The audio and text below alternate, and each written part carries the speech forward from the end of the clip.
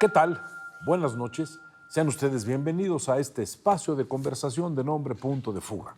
Y hoy, el honor, la gran figura, el licenciado Pretelín. ¿Cómo está, mi querido señor? Gran persona, gran amigo y gran calidad. ¿Cómo le va, maestro? Un gusto saludarle. Es un gusto, Gracias por como invitarme siempre. y feliz año.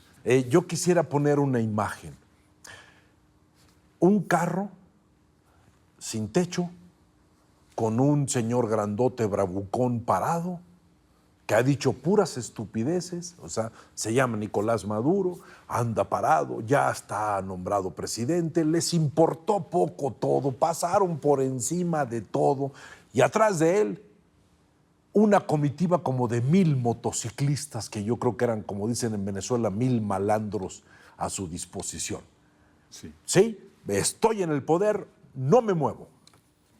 Visión peculiar, ¿no?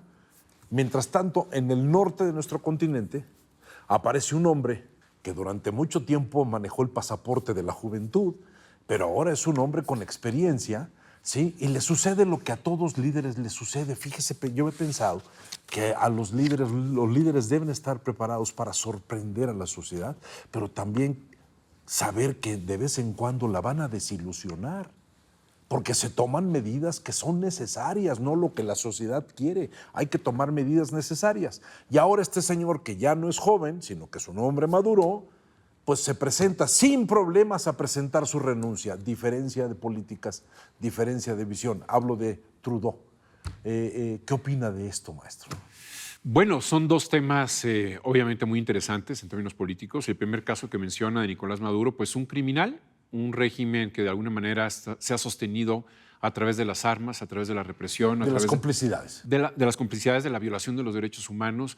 Y eso lo tiene redactado perfectamente bien Michelle Bachelet, que nadie la puede acusar de ser ultraderecha, una expresidenta de Chile, que estuvo a cargo, al frente del organismo de Naciones Unidas dedicado a los derechos humanos en 2019. Redacta ese informe que manda a hacer, ¿no?, un estudio a Venezuela in situ y bueno, describe precisamente los rasgos de un régimen autócrata, un régimen criminal, un régimen dictatorial. Ajá. Y que de alguna manera tiene que ser totalmente condenado por el concierto internacional. Creo que Boric, el chileno, el presidente, ha tenido un comportamiento muy claro. Digamos que en las últimas semanas ha sido el presidente en la región mucho más claro, más crítico, sobre todo porque es de izquierda, ¿no? Es decir, sí, claro. no es República Dominicana, no es otro país que de alguna manera, o Panamá, que de alguna manera tiene muy claro, Uruguay, pero eso es algo terrible. Segundo punto, lo de Canadá. Trudeau, el desgaste. Es contrastante, ¿no? Pero sí es contrastante. Es contrastante. El año pasado vimos 3 momentos críticos para Trudeau, 3 intentos de moción de censura del Congreso canadiense, en el sentido de que ya no están a gusto con Trudeau, por cuestiones económicas, del mal manejo de la política económica, y eso lo desgastó mucho. Es un partido de alianza, es un gobierno de alianzas, el de Trudeau, y el nuevo Partido Demócrata, que es un partido de izquierda, dijo, ya no voy contigo, la próxima oportunidad que haya una moción de censura, eso se lo dijo a finales del año pasado, ya te vamos a quitar el apoyo, y entonces yo creo que el último aspecto lúcido de Trudeau es, antes de que me haga el ridículo, mejor yo doy la cara y renuncio. Maestro, eso implica de alguna manera respeto por la idea de lo que es el liderazgo, ¿sí? Sí. Yo siempre he pensado que la presidencia de la República es una idea poderosa, ser primer ministro es una construcción política que verdaderamente ha servido mucho en países muy civilizados con el fenómeno del parlamento. Pero a mí lo que me llama la atención es que llega justo en el momento en que el señor dice, creo que no debo seguir, justo en el momento en que llega otro tipo de líder a los Estados Unidos. Un líder que para mí no es el mismo vociferante de hace 8 años, aunque así lo digan. Este señor aprendió, este señor ya entendió una gran cantidad de cosas y se ha rodeado de personas que manejan política. Entonces tenemos un Trump totalmente contrastante. Aunque digan que es lo mismo, no lo creo, maestro. Y eso da incentivos para otros regímenes, otros personajes en el mundo a decir, bueno, pues si él lo hace, yo también. Yo tengo la libertad. Si él quiere irse sobre Groenlandia, yo me voy sobre Taiwán. Si él se quiere ir sobre Panamá, pues yo también me voy sobre Siria o sobre otros países. ¿no? Exactamente. Le da carta abierta, ¿no? Para tomar decisiones totalmente arbitrarias. Habla de la gran decadencia de la democracia, no solamente estadounidense, sino a nivel internacional. Los regímenes legislativos, los gobiernos que de alguna manera se someten al escrutinio del Congreso son mucho más adecuados en estos momentos donde el ciclo de vida de los políticos se ha ido reduciendo, de la credibilidad de los políticos. Entonces, si nosotros tenemos gobiernos que duran 6 años, 5 años, 7 años, se desgastan mucho los personajes. Por eso tenemos a Trudeau, que de alguna manera ya está desgastado y se va por la puerta de adelante, no de atrás, en el Congreso. Es interesante lo que dice el licenciado. La decadencia o la crisis de las democracias y el fortalecimiento del autoritarismo está, creo, en un nivel, casi se puede decir, al mismo nivel que 1929 en Europa. ¿Sí? Así lo siento, maestro. Hasta se enchina el cuerpo. No, pues sí, porque ahí empezó una gran catástrofe y yo siento que el ser humano tiene una predilección por la inmundicia y por lo rudimentario para sus análisis. Ahora, mi pregunta, mi querido licenciado, ¿qué implica que Trudeau se mueva justo cuando Trump está para nosotros?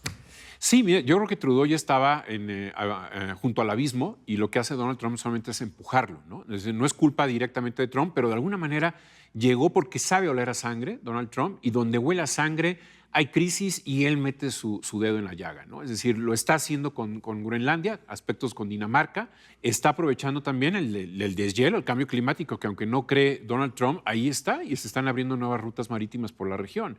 Y es lo que usted comenta, es decir, la riqueza que tiene allá abajo Groenlandia le llama mucho la atención a este presidente.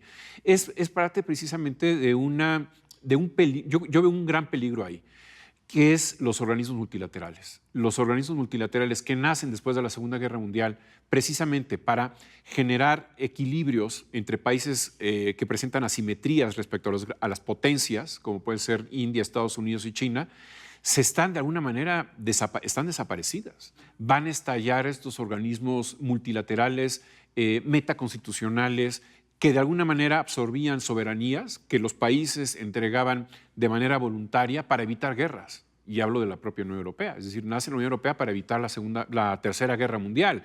Después de la Segunda Guerra Mundial viene precisamente una conciencia entre Francia y Alemania pensando en las siguientes generaciones. Exactamente. Y ahora, ¿qué papel va a jugar estos organismos multilaterales? Nunca antes había yo sentido que no era simplemente un cambio de época, licenciado. Es un cambio en la sustancia emocional de las sociedades. Es un cambio en la configuración espiritual y en la configuración de pensamiento de las sociedades que no pensábamos que se podía detonar de una manera tan clara. En un libro muy interesante que les recomiendo, que escribe Tony Blair sobre el liderazgo, habla sobre cómo el líder, cuando llega, el líder en su primera etapa escucha y pregunta y escucha. En la segunda etapa del líder deja de escuchar y empieza a tomar decisiones y se fortalece. Y en la tercera etapa, el líder empieza a darse cuenta que tiene que cambiar, que tiene que pedir ayuda, que tiene que reestructurarse para entonces volver a tratar de buscar este primer punto donde empezó su liderazgo. Tony Blair decía, esto para mí son las 3 reglas, pero el 80% se quedan en el segundo nivel. O sea, el tercer nivel ya casi está desapareciendo, ¿sí? ¿Qué pasa con la democracia canadiense que puede de alguna manera estar cayendo en ese punto que Tony Blair plantea? Sí, me queda claro que se aplica muy bien con Trudeau, porque de alguna manera vienen fuerzas ya mucho más radicales que entran en sintonía con Donald Trump o van a entrar con sintonía. Hablo del Partido Conservador, hablo de la gente que de alguna manera va a llegar al poder en Canadá, tarde o temprano. Canadá no tenía esa radicalidad, ¿no, maestro? No la tenía, no la tuvo con Trudeau, creo que llegó o tuvo mejor imagen en el exterior que en el interior. Ajá. De alguna manera su juventud generó mucha empatía entre los segmentos juveniles y los segmentos... El apellido del padre, que ya tenía experiencia. Dinastía. Pero de alguna manera se agota todo, nada es para siempre, y cuando renuncia una de sus manos derechas de más confianza, Christian Freeland, ahí fue donde de alguna manera vimos y comprobamos que ya era un personaje hueco, es decir, que adentro del cuerpo político ya no tenía nada. y de alguna manera el único camino era su salida. Si no tiene confianza, si no genera confianza el líder en un país, la sociedad se va a dividir con mucho más claridad. Y si se le agrega el componente de la polarización, que ya lo traen los grandes polarizadores como Donald Trump, Nigel Farage en Reino Unido, el propio Musk, que de alguna manera también hay que tener mucho Se ha convertido en intelectual político. Sí, y sobre todo ahora Musk se ha convertido en un personaje que está nublando a Marco Rubio, es decir, Marco Rubio, que va a ser el secretario de Estado en Estados Unidos, que pensará que cuando entre a su despacho ya va a tener problemas de los europeos en su mesa. Es decir, los británicos, los alemanes, los franceses se han ido quejando paulatinamente de lo que ha sucedido en los últimos 30 días. Y eso es algo muy grave, porque de alguna manera creo que es una estrategia del propio Donald Trump de ir debilitando a la propia Unión Europea.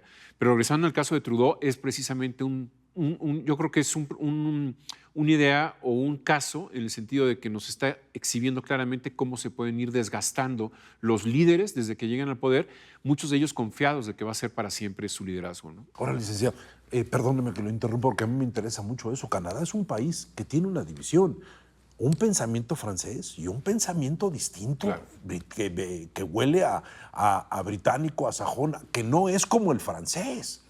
Tiene razón, y yo creo que cuando viene un personaje como Trump para decir que se convierte en el estado número 51, lo que va a generar es un perfil más nacionalista. Exacto. Entre los canadienses que se sienten quizás muy eclipsados, y en México lo vemos eclipsado por Estados Unidos, es decir, no tenemos gran conocimiento de lo que está ocurriendo en Canadá porque Estados Unidos se interpone, pero es el momento de conocer qué está sucediendo en Canadá, porque precisamente, como usted bien menciona, tiene una doble visión, ¿no? Es decir, francesa por un lado, pero también anglosajona, que de alguna manera lo vincula con otros países, y hoy en día pues ha sido buleado, como se dice actualmente, es decir, molestado por Donald Trump, y yo creo que sí va a generar un tema de nacionalismo profundo, porque no van a tolerar que Donald Trump los esté insultando un día y otro también, ¿no? Lástima, maestro, porque en tiempos donde lo único que debería privar es escuchar, observar y negociar, porque viene el libre comercio en su revisión, encontramos una serie de ideas que solamente tienen aristas emocionales.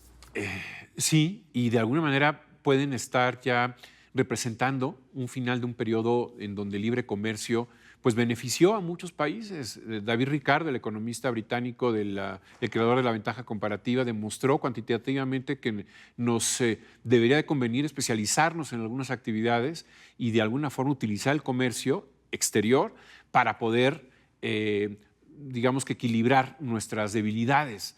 Es decir, si nosotros no somos grandes productores de algunos productos, como puede ser, por ejemplo, las bicicletas, pues hay que importarlas. Bueno, ese sentido racional, que es la economía, prácticamente se está poniendo a prueba por personajes que no creen en la racionalidad, sino creen en la fuerza y, sobre todo, en la irracionalidad. Le agradezco muchísimo. Al contrario, como maestro, siempre, que mencione tantas cosas. Gracias a usted. Y yo solamente quiero cerrar diciendo, un cambio no simplemente es sustitución de personajes. Un cambio es problematizarnos como sociedad. Y problematizar no quiere decir enojarse, quiere decir desarmar lo que estamos haciendo, tratar de construir un futuro para transformar nuestro presente.